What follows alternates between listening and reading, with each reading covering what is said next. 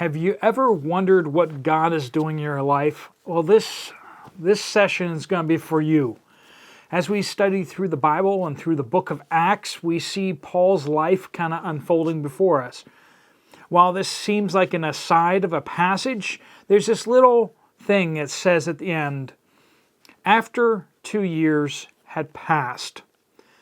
Paul spends 2 years in prison on a trumped-up charge just because the people over him don't want to let him out.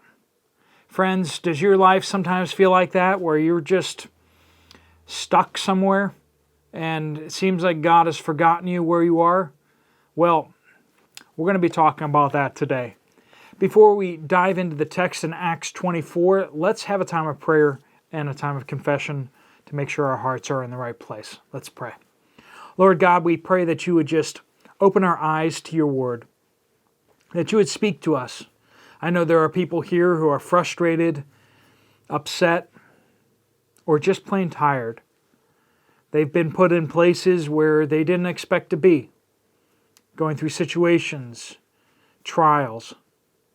And Lord, it may sometimes seem as though you have forgotten us, that maybe we're off course. Lord, help us to believe and trust in you. Lord, we lift up our sins and our failings to you now in this time of confession.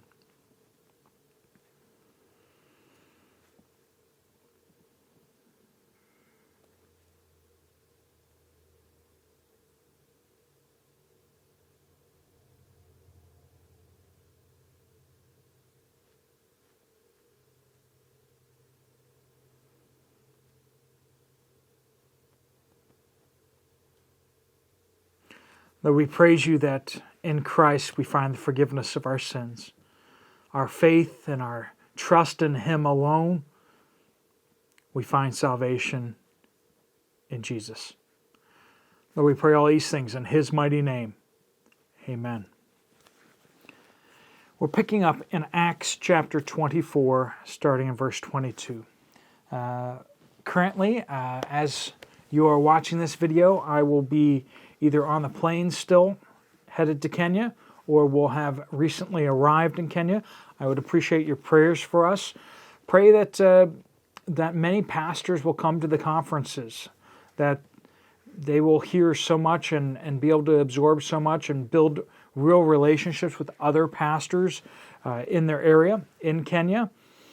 The program that we have is where we go and help national denominations there gather pastors who need training and discipleship together, and then connect them with trainers and disciplers who will disciple them on how to study the Bible and how to lead their churches in a biblical way.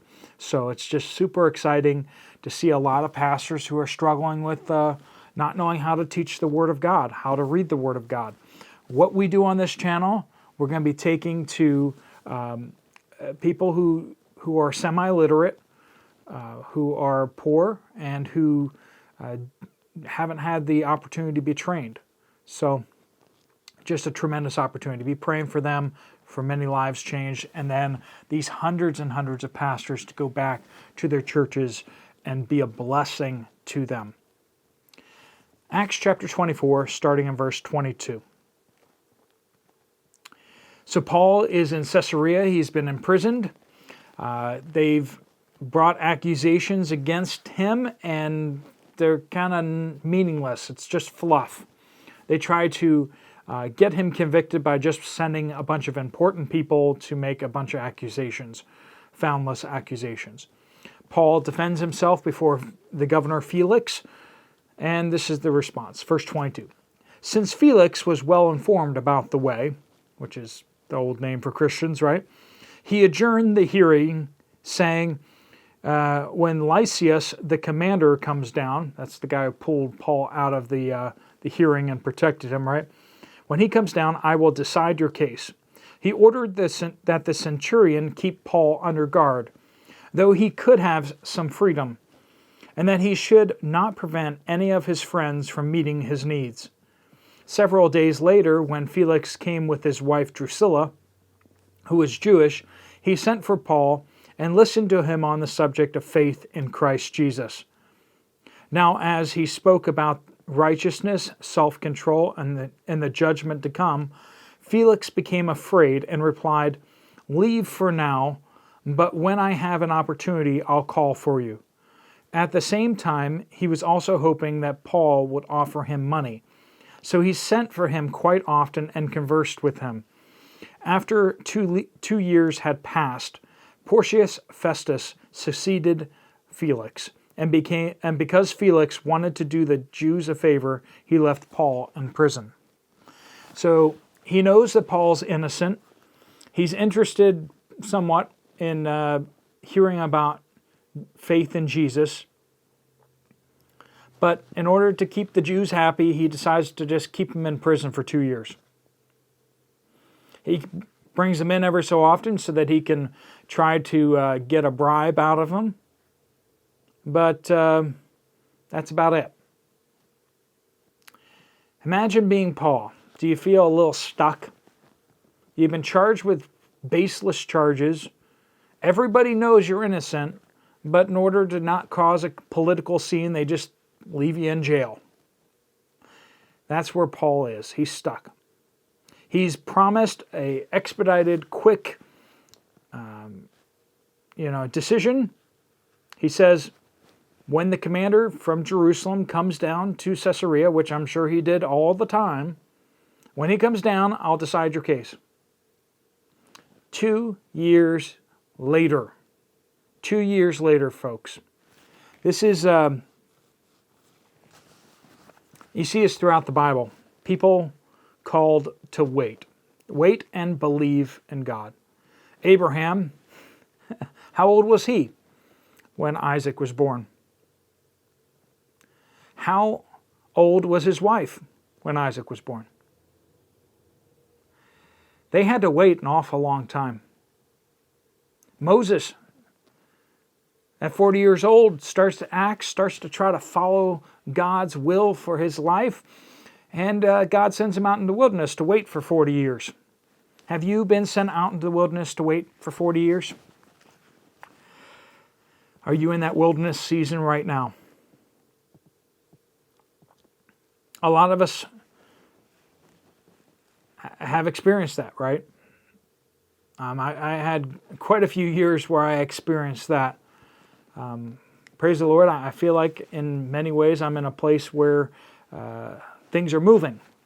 Things are starting to click together, but overnight successes often had years and years of preparation, years and years of stuff you didn't see. And so is the case for me, at least.